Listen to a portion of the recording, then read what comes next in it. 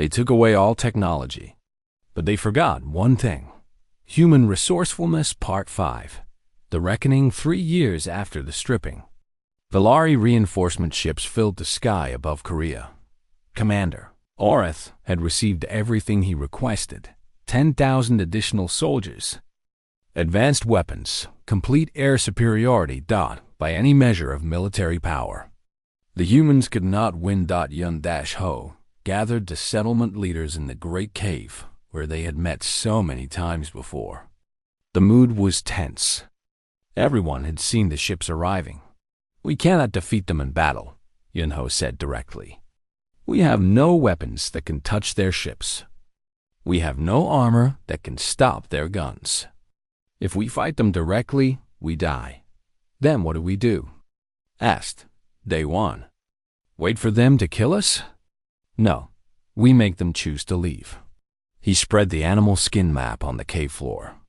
It was covered with marks: red for Valari positions, blue for human settlements, black for resources and routes.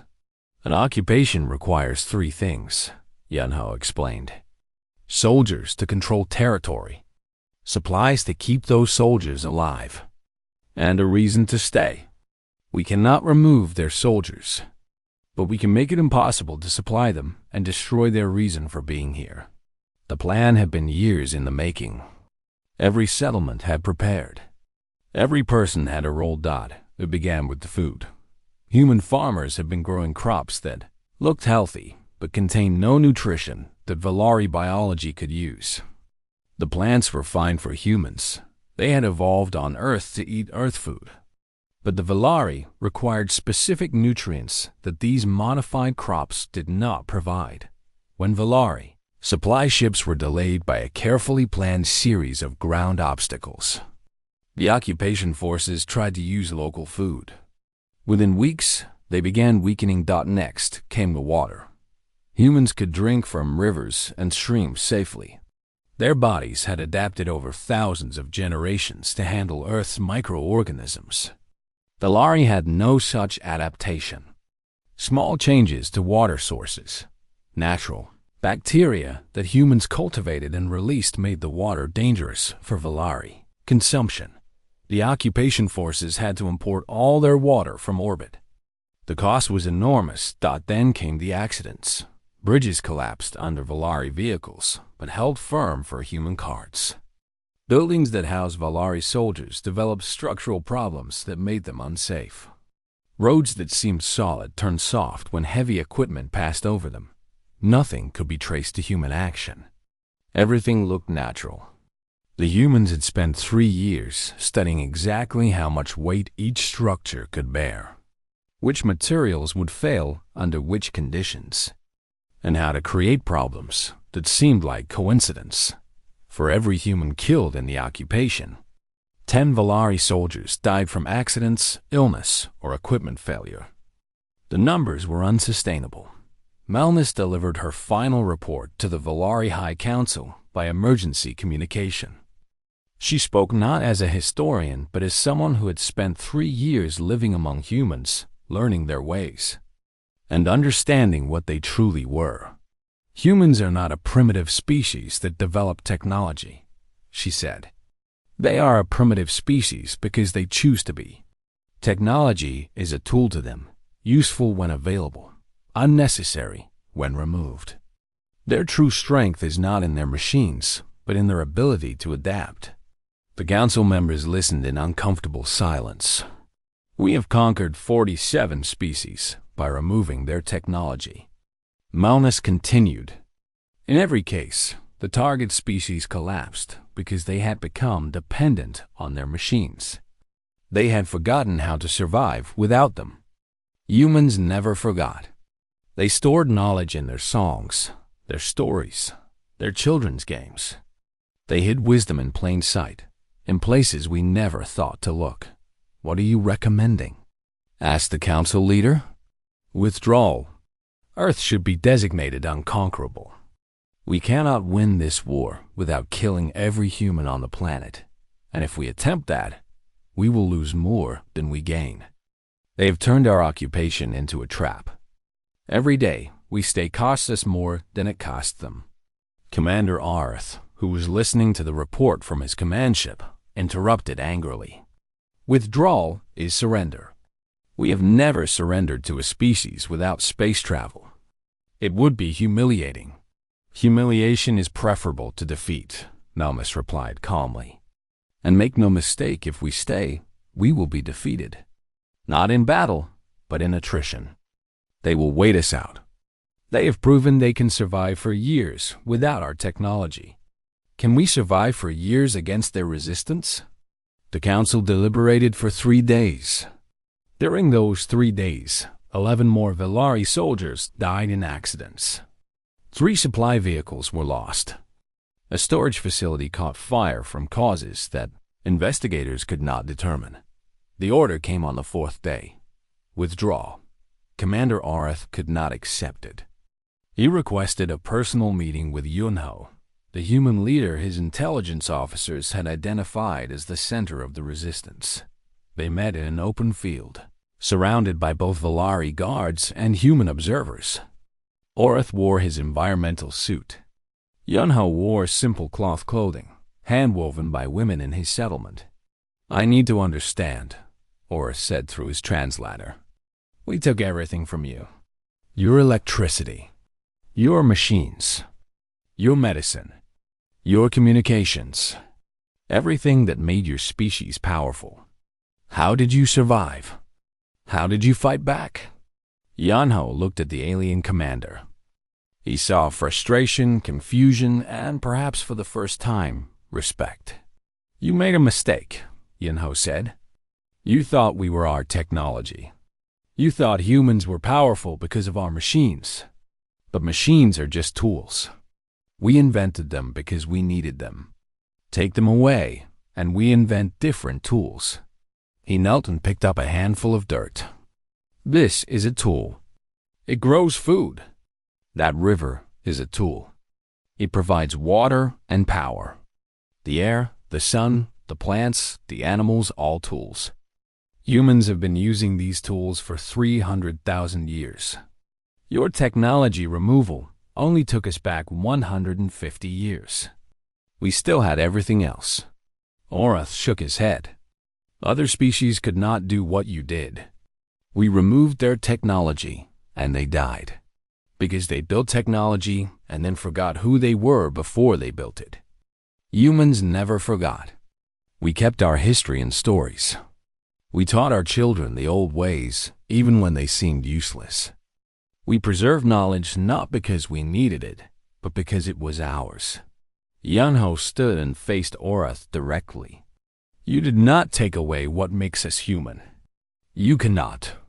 It is not in our machines, or our buildings, or our power grids. It is in here. He touched his head.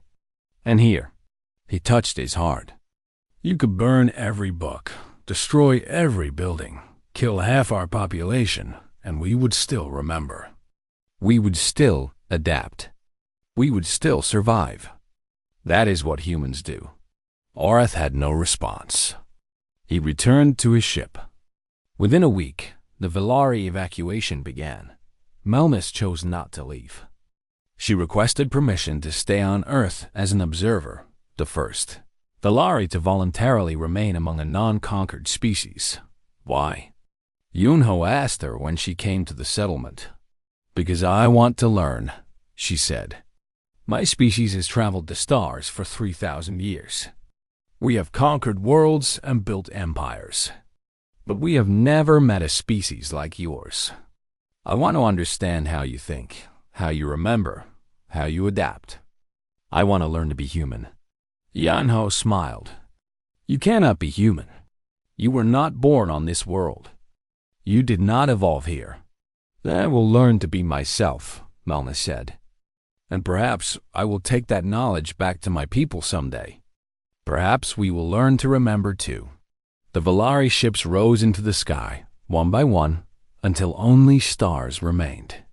Across the peninsula, humans emerged from their settlements and looked up at the empty night. G-YEON had built something in secret during the final months of occupation.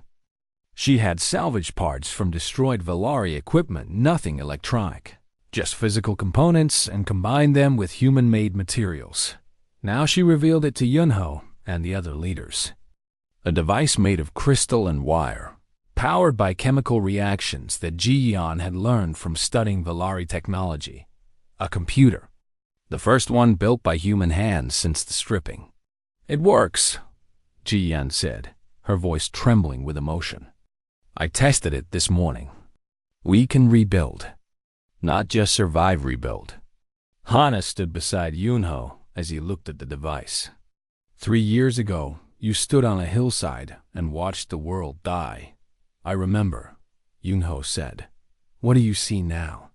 He looked around at the settlement, at the people who had survived through knowledge and determination and stubborn human refusal to give up. He looked at the children who had grown up learning both the old ways and the new. He looked at Melmis, the alien who had chosen to stay and learn. "I see the world being born again," he said. "Different than before. Better, maybe. We know now that we can lose everything and still survive. We will never forget that lesson." He turned to address the gathered crowd, hundreds of humans who had come to see the Valari leave. "We were never helpless," he said, his voice carrying across the night. "We forgot that for a while. We thought we needed machines to be strong, and so we became weak when the machines were taken. But now we remember the truth." He raised his hand toward the stars, where the Valari ships had disappeared. "We are human. We adapt. We survive. We overcome. And we will never forget again." The crowd cheered. The drums beat a rhythm of celebration that spread from settlement to settlement across the land. They took away all technology, but they forgot one thing. Human Resourcefulness Part 4. The breaking point. 2 years had passed since the stripping. The Valari High Council was no longer confused. They were alarmed. Human population across Earth had returned to nearly pre-invasion levels in the occupied zones. Settlements had become towns. Towns had connected into networks. A primitive but functional civilization had emerged from the ashes. Commander Orth received his new orders directly from the High Council. "The human situation is unacceptable. Population must be reduced to manageable levels. Use any means necessary that do not violate resource preservation protocols." Orth understood what this meant. They could not kill humans directly that would waste potential labor, but they could create conditions that would kill humans indirectly. He ordered his troops to burn the crops. Val. Soldiers moved across the peninsula, setting fire to fields, destroying food stores, and killing livestock. They expected this would cause starvation, chaos, and population collapse within 3 months. They expected wrong. When the soldiers reached Hana's settlement, they found empty fields. The crops that should have been growing in the open were gone. The storage buildings contained only old straw and rotted vegetables. Hana watched from a hidden position in the hills as the Valari burned empty buildings. She allowed herself a small smile. "Did you think we forgot?" she whispered to herself. "Our grandparents survived the Japanese occupation.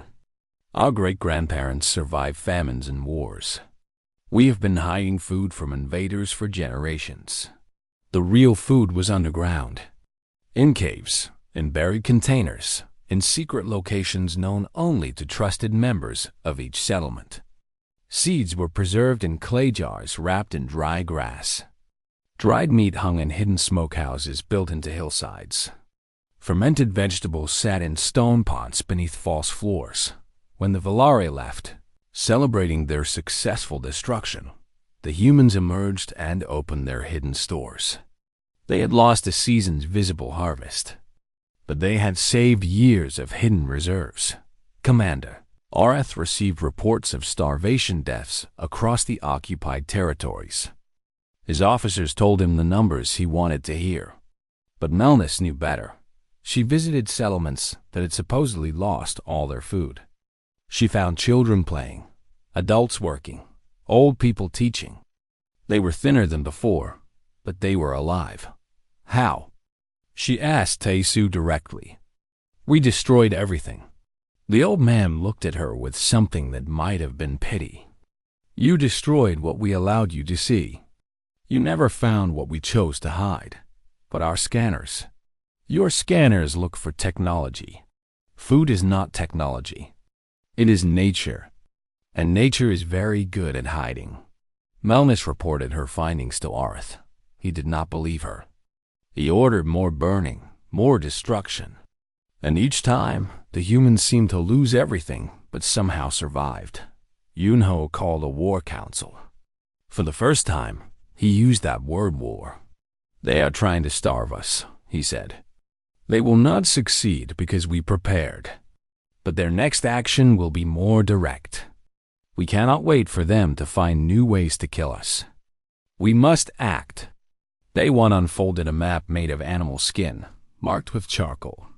We have watched them for 2 years. We know their patrol routes, their supply schedules, their equipment weaknesses.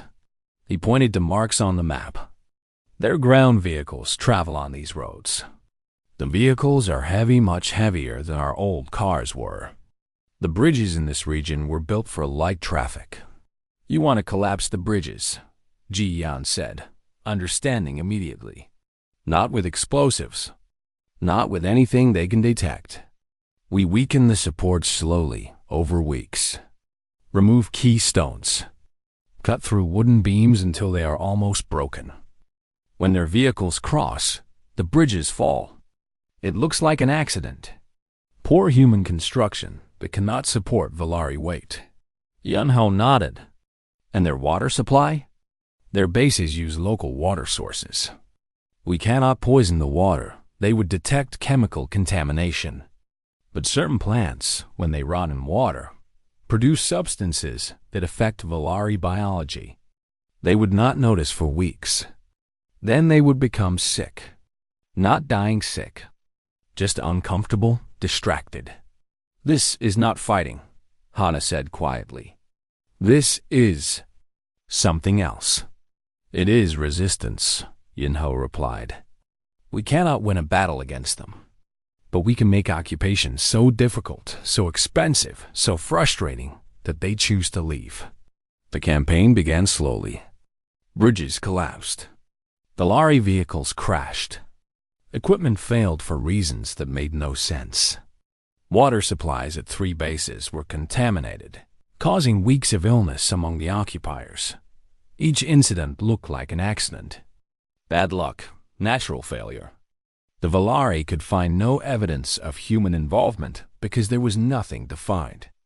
No bombs, no weapons. No technology. Just knowledge, applied carefully. G-Y, EON, achieved her greatest success after 6 months of study. She had captured a damaged Valari power cell, the type that powered their personal suits and small equipment. For weeks, she examined it, understanding its chemistry through observation and deduction.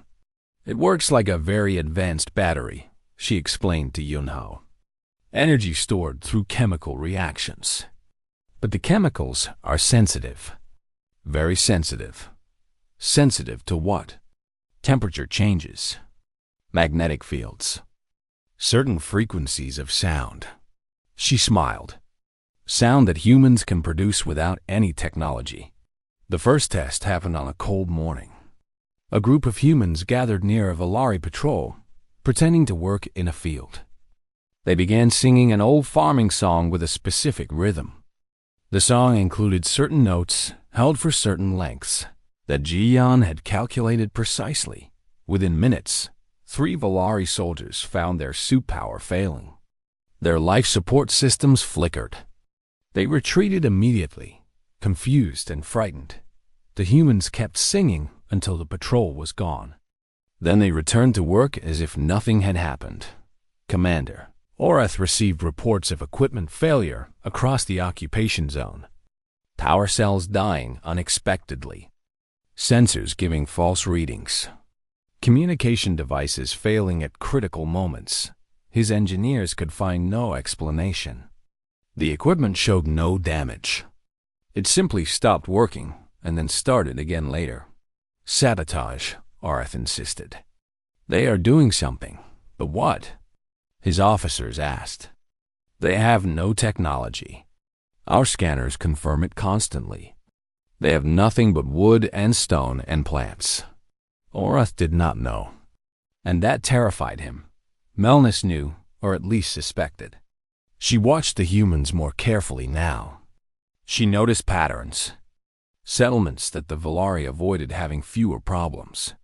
Settlements that the Valari treated harshly having more accidents and failures. She faced a choice.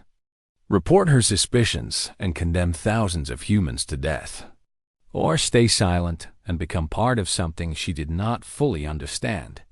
That night, she wrote her report to Commander Orath. Equipment failures appear to be caused by environmental factors. Local mineral deposits affecting power cells. Unusual atmospheric conditions disrupting sensors. Recommend technical investigation rather than punitive action against human population. It was a lie. She knew it was a lie.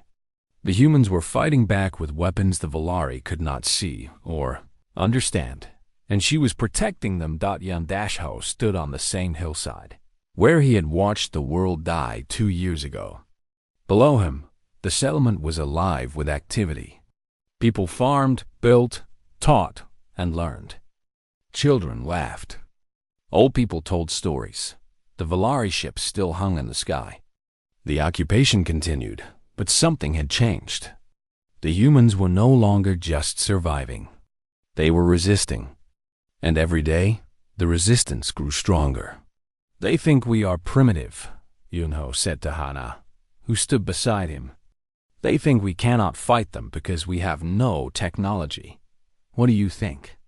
Hana asked. Yun-Ho watched a group of children practicing the songs that could disable Valari equipment. They thought it was a game. They did not know they were being trained as soldiers in a war fought with knowledge instead of weapons.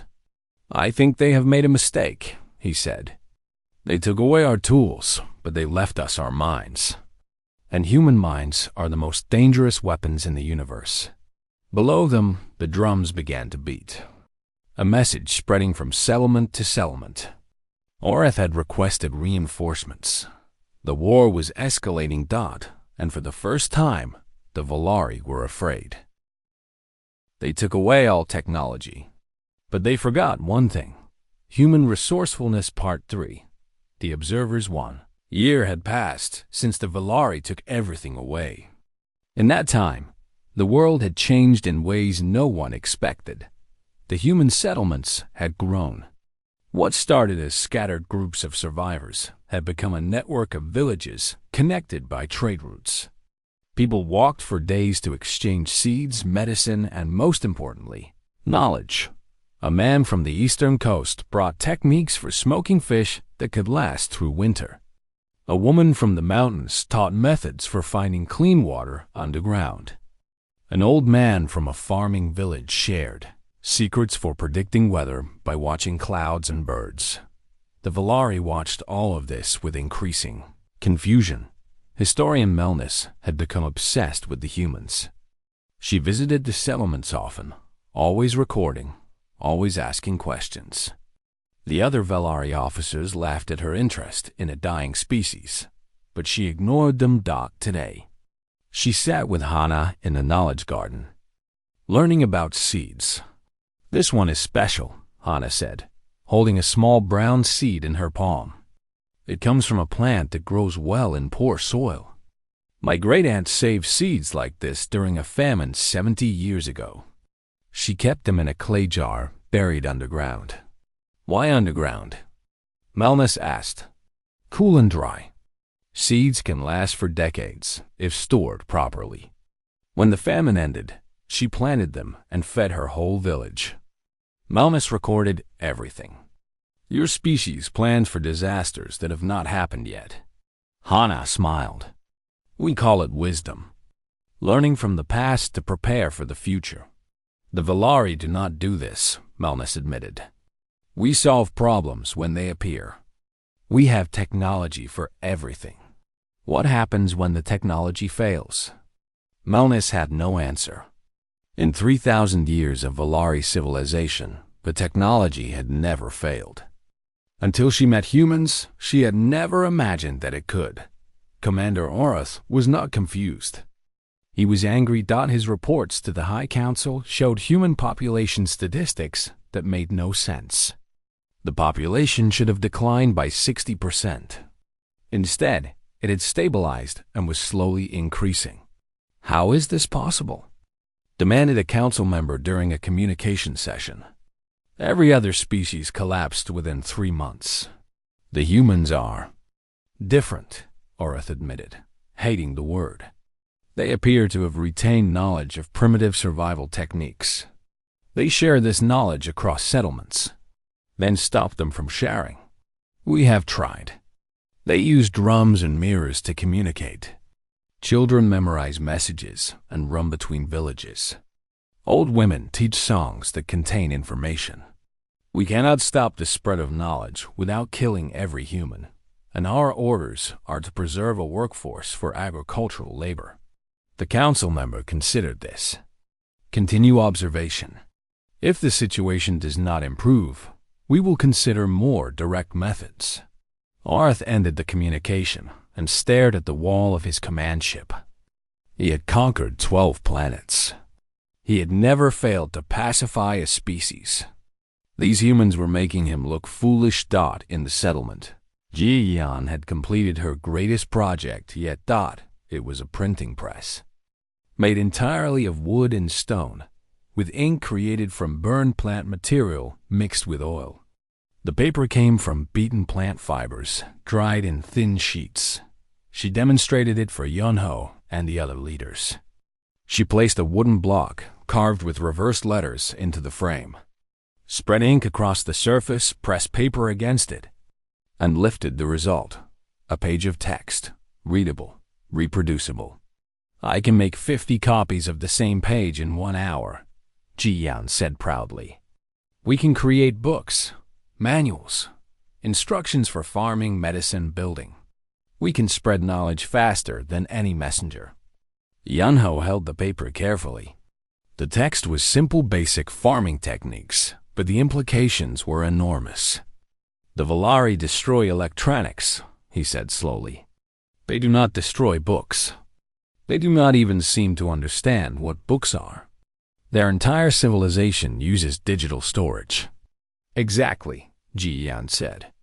They cannot stop what they do not recognize as a threat. Within 3 months, hand-printed books were spreading between settlements.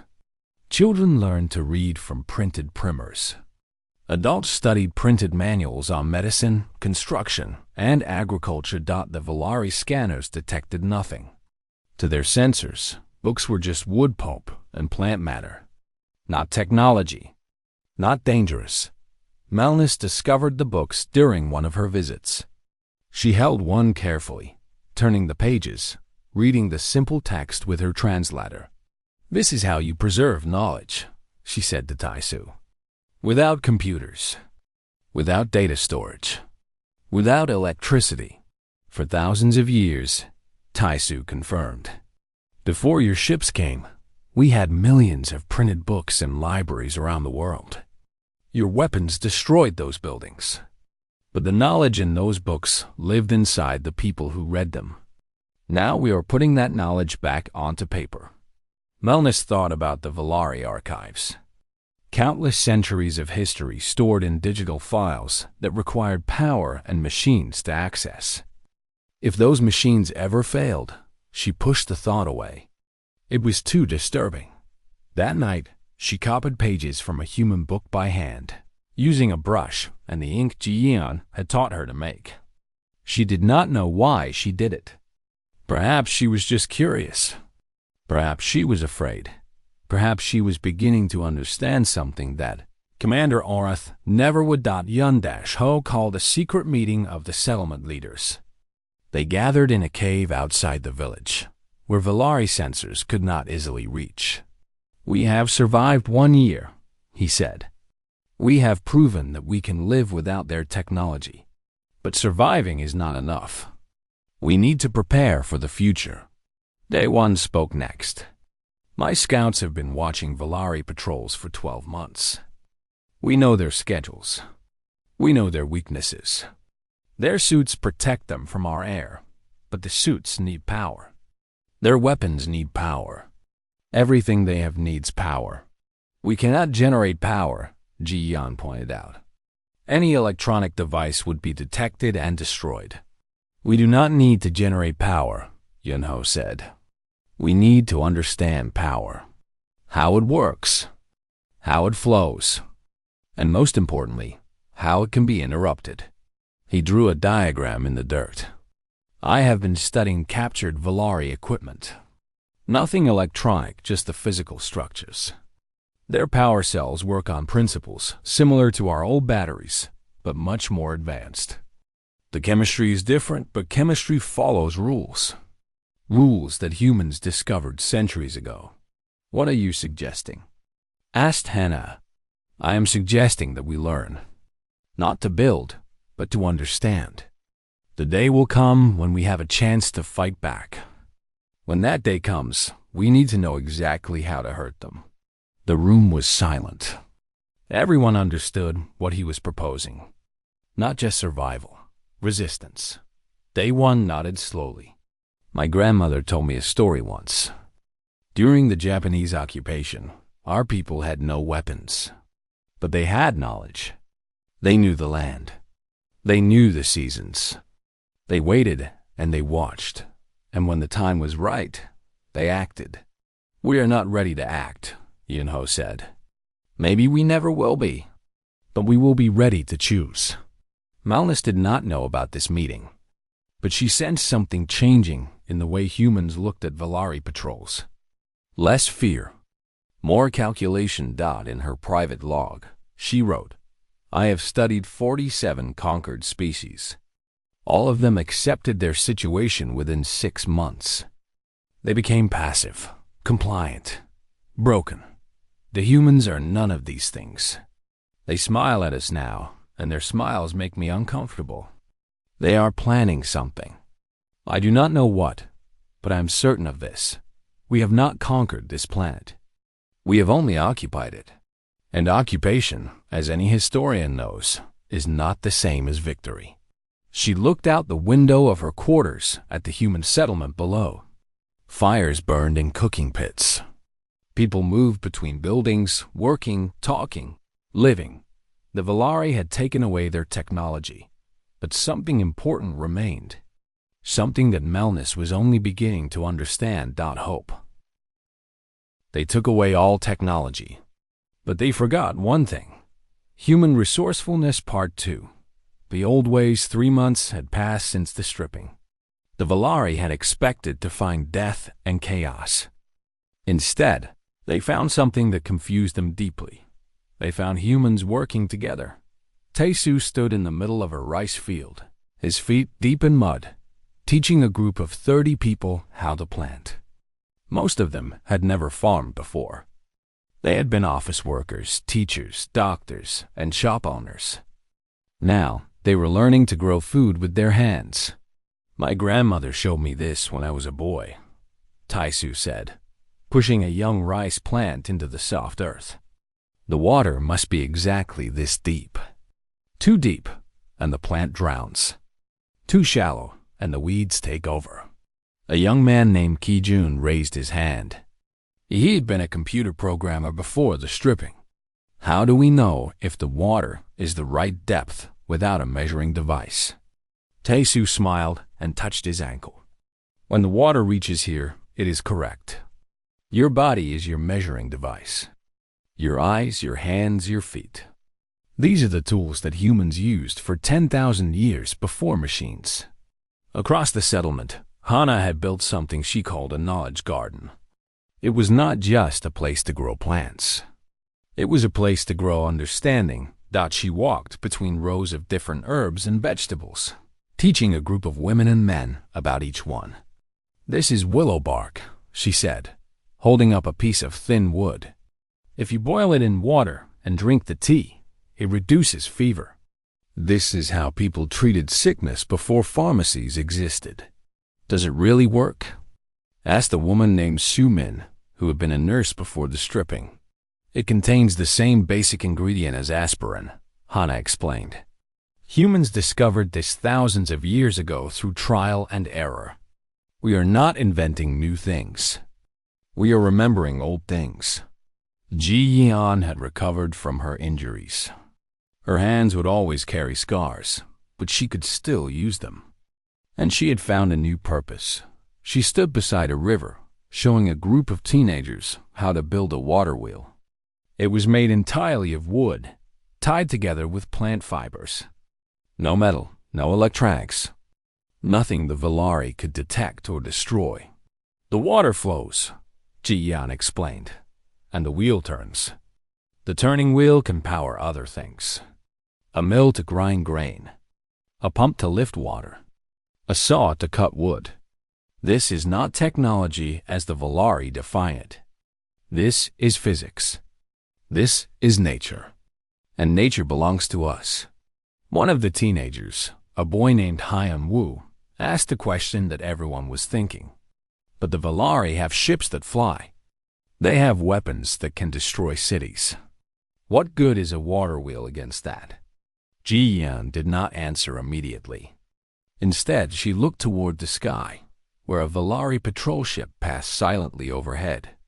A water wheel cannot destroy a ship, she admitted. But a water wheel can keep us alive. And as long as we are alive, we have a chance. Dead people have no chances at all. Daewon had taken responsibility for security. But security without weapons was a complex problem. He gathered a team of hunters and scouts. They learned to move through the forests without making sound. They trained birds to react to the smell of Valari suits, giving warning when patrols approached. They built a network of drums and mirrors that could send messages across 50 kilometers in minutes. We cannot fight them, Daewon told his team. Not yet. Maybe not ever. But we can watch them. We can learn their patterns. We can know when they are coming and when they are leaving. Information is a weapon too. In the 4th month, disaster struck. A sickness spread through the settlement. It started with fever and cough, then became worse. Without hospitals, without medicine, people began to die. Hana worked without sleep for 5 days. She boiled willow bark by the bucket. She made honey and herb mixtures for wounds and infections. She taught others to do the same. The death rate was terrible. 47 people died in 2 weeks. Children, old people, strong young adults who should have survived. But it could have been worse. Much worse. When the sickness passed, Hana sat alone by the river and cried. Yunho found her there. 47, she said. I could not save 47 people. Yunho sat beside her. How many people are in the settlement? About 800. If we had no medicine at all, how many would have died? Hana thought about this. Maybe 300. Maybe more. Then you saved 250 lives, Yunho said. That is not a failure. That is a victory. Hana wiped her eyes. It does not feel like a victory. I know, Yunho said. But we are still here. And tomorrow, we will save more. The Valari noticed what was happening. Historian Melnus requested permission to visit the human settlement and document their final days. Commander Orath approved the request, expecting her to find a dying population. What she found instead amazed her. She walked through the settlement with her recording device, watching humans do things she had never seen before. A woman was weaving cloth on a wooden frame. A man was making pottery from river clay. Children were learning mathematics using small stones arranged in patterns. How are you doing this? Melnus asked Taesu through her translator. Your species had no functional technology 6 months ago. Everything was machines. How are you surviving? Taesu smiled at her. It was not an angry smile or a bitter smile. It was the smile of a teacher who has found a student. "We had technology for 150 years," he said. "We had civilization for 10,000 years.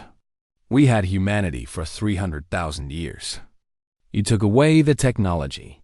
You did not take away the civilization or the humanity." Malmus did not understand. "But other species we have helped. They could not survive without their machines."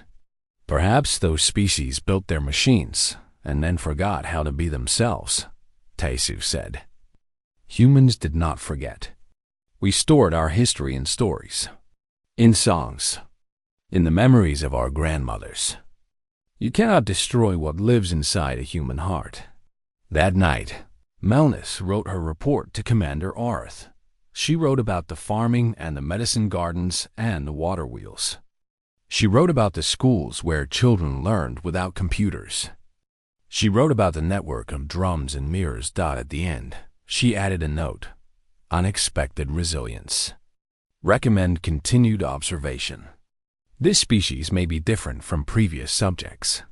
Arth read the report and laughed. "Different? No species is different.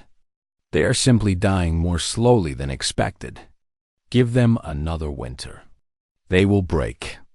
But Yunho was already planning for the winter.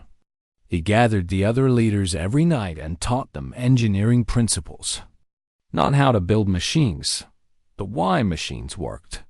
"Leverage," he said, drawing in the dirt with a stick. "A small force can move a large weight if you apply it correctly. Pressure. Heat rises and cold sinks. Water flows downhill. These are the laws of nature. The Valari cannot take them away because they did not give them to us." Ji Yeon understood immediately. "So, when the time comes, when we have the chance, we will know how to build whatever we need," Yunho finished. "We are not just surviving. We are preparing." Outside, the first snow of winter began to fall. It would be a hard season. More people would die. But the settlement would survive. And in surviving, they would prove something that the Valari had never considered possible.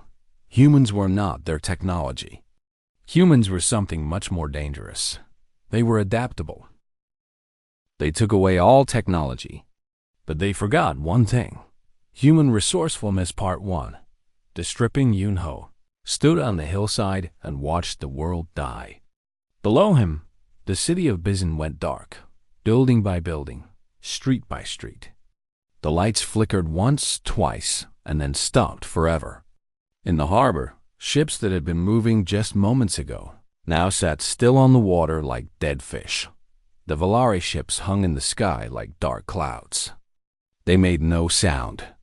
They just floated there, releasing waves of energy that turned every machine on Earth into dust. Yunho had been an engineer at a solar power plant.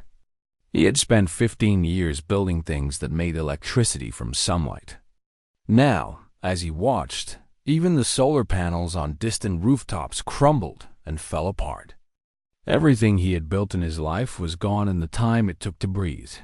The Valari called it purification. They said it was for humanity's own good.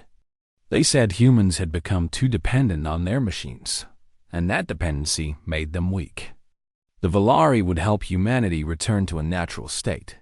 That was what they said. What they meant was different. What they meant was, we will make you helpless, and then we will control you. A woman climbed up the hill toward Yunho. She was young, maybe 30 years old, with dirt on her face and fear in her eyes. But she walked with steady steps, and that impressed him. "The hospitals," she said when she reached him. All the equipment stopped. People on life support. She could not finish the sentence. "I know," Yunho said. "My mother was in the hospital. Heart monitor. Breathing machine." He paused. "She is gone now." The woman sat down beside him. "I am Hana. I was a botanist at the university. I studied plants. I am Yunho. I was an engineer." He looked at his hands. "I do not know what I am now." They sat in silence and watched the city below. Fires had started in several places.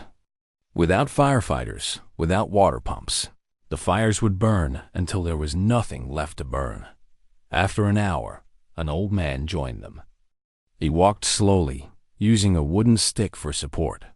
His name was Taesu, and he had been a history teacher for 40 years. "I remember my grandmother," Taesu said, sitting down with a long breath. "She was born in 1920. She told me stories about life before electricity came to her village. How they farmed, how they cooked, how they survived." "Survival stories," Hana said. "That is what we need now." "Yes," Taesu agreed. "But more than stories. We need the knowledge inside those stories. How to grow food without machines. How to store water without pumps. How to heal the sick without medicine from factories." Yunho listened carefully. He had never thought about these things. His whole life, he had turned on lights with switches, cooked food with electric stoves, and talked to people through phones. Now all of that was gone. 2 days later, the Valari came down from their ships. They were tall and thin, with gray skin and eyes that were completely black. They wore suits that protected them from Earth's air, which they said was too heavy for their lungs. Commander Orath led the occupation force. He stood in front of 10,000 refugees in what used to be a football stadium and spoke through a translation device.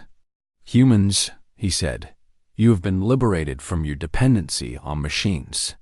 You will now live in harmony with your planet. We will relocate you to agricultural zones where you will work the land. Food will be provided until you learn to feed yourselves." Someone in the crowd shouted, "You killed millions of people. Hospitals, cars, planes." Orath did not seem troubled by this. "Unfortunate losses during the transition period. Your species built a civilization that could not survive without machines. That civilization was always going to collapse.